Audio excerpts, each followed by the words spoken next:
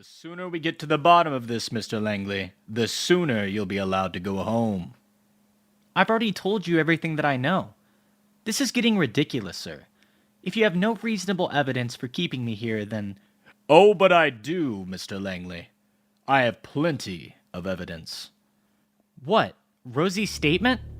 That wretched girl's word means nothing. It's a fabrication, a delusion formed in her deeply sick mind.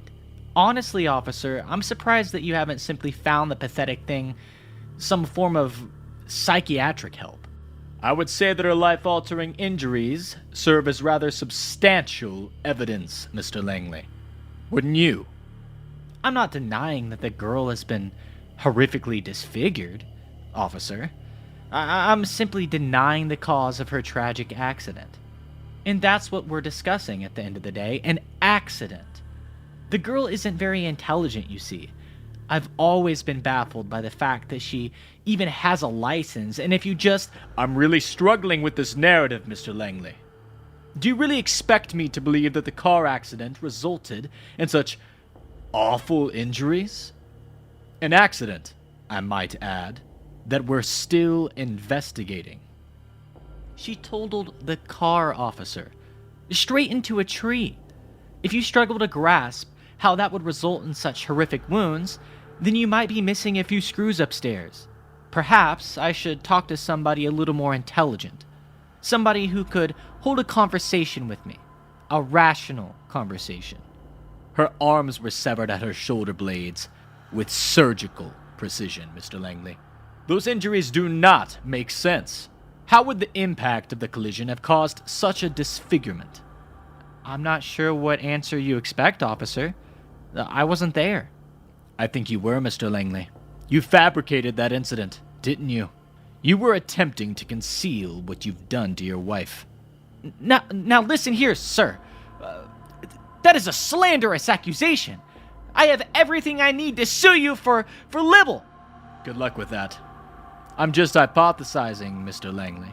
I'm not besmirching your good name. Nothing has been published yet. The ironic thing is that my words mean nothing.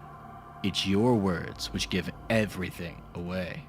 What the devil do you mean? Spit it out. Straight into a tree, you said. How did you know that, Mr. Langley? The accident happened 3 hours ago. You were at home, allegedly. After taking your wife's statement, we drove directly to your house. We found you in the front room and you took straight to the station. Rosie didn't talk to you, supposedly. You didn't speak to anyone, supposedly. You were watching TV, supposedly. So I'll ask again, how did you know about the tree? Well, this is ridiculous. You must have mentioned it. I didn't, Mr. Langley. And when we play the tape, the record will show that. You brutally attacked your wife, didn't you, Mr. Langley? She wanted to go out with her friends. You hadn't let her see them in months. You hadn't let her out of the house in months. She disobeyed you. She tried to escape, and that was the last straw. You had to hobble her, didn't you? That was the word she used. Hobble. No, this is... You took her down to the basement, her room. She spends most of her day down there, but this time it was different. It wasn't enough to simply lock her away. You had to make her learn her lesson, and you, a skilled surgeon, had all of the skills necessary to savagely remove her limbs. But not only that, you managed it without killing her. After all, you didn't want her to die. You've never wanted her to die. You just wanted her to suffer. With you forever. You won't get this story to fly in court. It's just ludicrous, sir. Absolutely ludicrous. You think that saying a thing makes it true? That isn't how the world works. No, Mr. Langley, you're absolutely right. And that's why I'm so grateful that you left a trail of evidence for us to follow. You see, the staged car accident might have seemed like the perfect cover story. The perfect excuse for your wife's injuries, but it was a messy job, Mr. Langley. A very messy job. There were little things you overlooked. I didn't... I mean, there was nothing to overlook because I wasn't there, officer. I was at home. How would I even have had time to... Well, I'm glad you asked. Around 8 p.m. this evening, you loaded your terrified wife, Rosie Langley, into the car. She kicked and screamed, but an armless passenger hardly puts up much of a fight. And then you placed a brick on the accelerator pedal before watching the vehicle hurtle into a tree on the outskirts of town. Then, you walked home. That's the most nonsensical tale I've ever heard. This is your evidence? This story of a deranged woman? She's been unwell for months, officer. Months. This was her last-ditch effort at gaining some attention. Where is this mystery brick, eh? Obviously, you removed it from the scene of the crime, Mr. Langley. Unfortunately for you, it left its mark. Fragments of clay were found in the wreckage by the accelerator pedal, and the brick itself was found freshly buried in a not-so-discreet patch of grass by the roadside.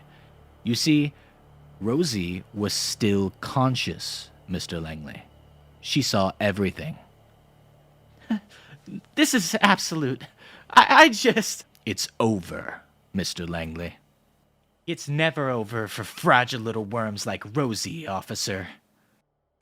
Mr. Langley made a full confession and a bid for a shorter sentence, but he was imprisoned without the possibility of parole. Rosie lives with her parents, but she has been changed forever. She fears the day that Mr. Langley might be freed. Let's start from the beginning, Jolene, because this story is truly hard to grasp.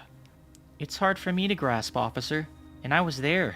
I lived through this horror and it all still feels like a bad dream, to be honest. Let's start with the affair. I'm not saying by any stretch of the imagination that it warrants your husband's actions, but the affair was an act of desperation, officer. Jack was a violent man. He'd been beating me for years, and tonight's attempt on my life was not his first. I've been terrified for 10 years, officer. I tried to leave him back in 2020. Did he tell you that? No, I didn't think he would. After all, when I tried, he held a knife to my throat and told me that he'd hunt me down and gut me if I were ever to leave him. I've been living in terror for a decade, but the last few years have been another level of unfathomable fear. I thought he would kill me. I was trapped in a loveless hell with an abuser, so when Michael came along, he seemed like the answer. And when did you say you met Michael? About a year ago. He started working in the same department as me. We became close, and I abhor cheating, officer. But I wasn't in a relationship with Jack. He wasn't my husband, he was my captor. I couldn't leave him. My life was hanging in the balance, and I told the police about the beatings back in 2018. Yes, I've seen the records of that. How about the threats on your life in 2020?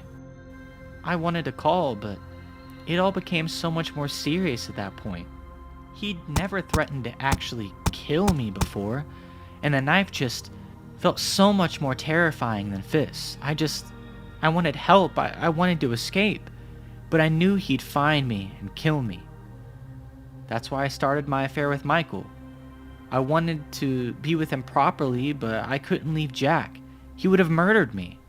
So you met Michael last year. Was this after Jack's car accident?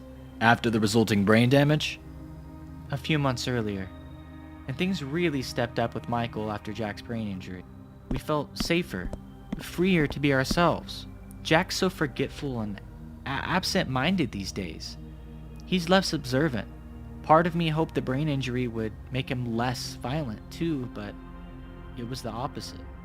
What happened earlier tonight, Jolene? Michael and I were reckless. Jack went out on a walk yesterday evening and he didn't come home. I didn't call the police, I'll admit that. I hoped the worst had happened to him because then I'd finally be safe, and when Michael called me, I told him that he could come over. Michael knew all about Jack, didn't he? Did he ever threaten to do anything about the abuse? Yes, plenty of times.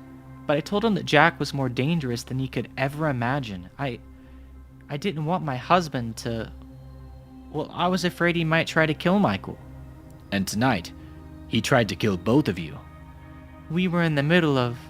Well, we were in the bedroom, and when the car headlights shone through the window, we both screamed. Jack was home. He'd been missing for 24 hours, and now I realize he was just trying to catch us in the act. And he did. As Michael and I hurriedly dressed, we heard the front door fly off its hinges. "I'll bury you both alive," he screamed. Michael stood in the doorway to the bedroom, shielding me from my murderous husband as he came barreling up the stairs. I dialed the emergency number and... Well, you heard the rest. You came so quickly, but... We heard it, Jolene. But I'm going to need you to describe what happened. Before you arrived and carted Jack away, he lunged at Michael.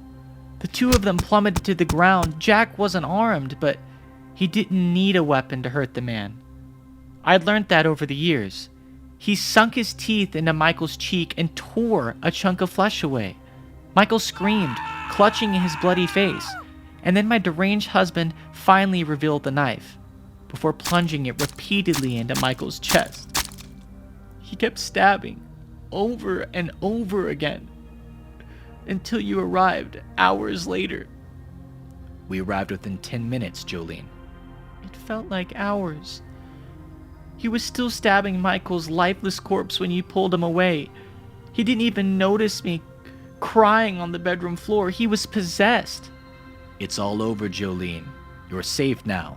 Jack won't see the light of day again. I'll never be safe, officer. He'll find me. He always promised he would. If I were ever to leave him, he won't let me live. He doesn't care what happens to him.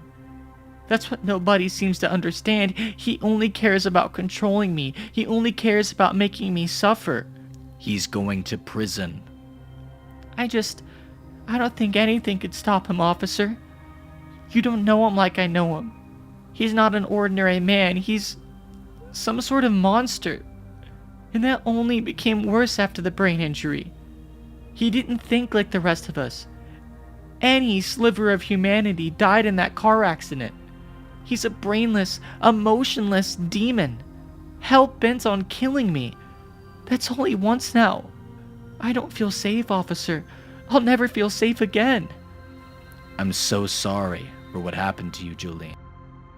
Jack is serving a life sentence for the murder of Michael and attempted murder of Jolene. She visits him regularly. She does not exchange pleasantries.